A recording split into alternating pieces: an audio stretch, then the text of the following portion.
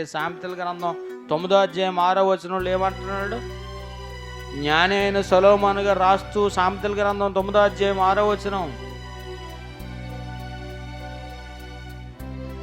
ఏంటంట? ఇక జ్ఞానము లేనివారై మీరు ఉండక, జ్ఞానము లేనివారై ఉండక, జ్ఞానము లేనివారై ఉండక మీరు బ్రతుకుడి, తెలివి కలగజేయు మార్గములలో చక్కగా నడువుడి.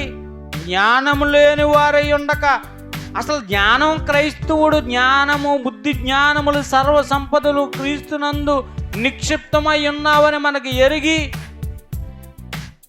ఈ జ్ఞానపు గ్రంథాన్ని చదివితే జ్ఞానం వస్తుందని తెలిసి నిన్న తెలియగడుతున్నప్పుడు చూడలేదండి, పరలోకం వెళ్ళలేదు, పరలోకం మనం చూడలేదు, వెళ్ళలేదు, ఓకే. ఈ భూమి మీద నువ్వు ఎలా నడుచుకోవాలో నీకు చెప్తుంది కదా ఈ గ్రంథం.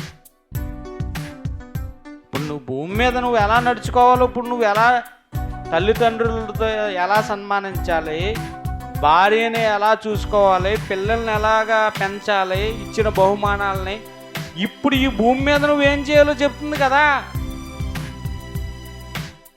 నీ మనసును మారుస్తుంది కదా. ఇదేమన్నా తప్పు ఏమన్నా చెబుతుందా?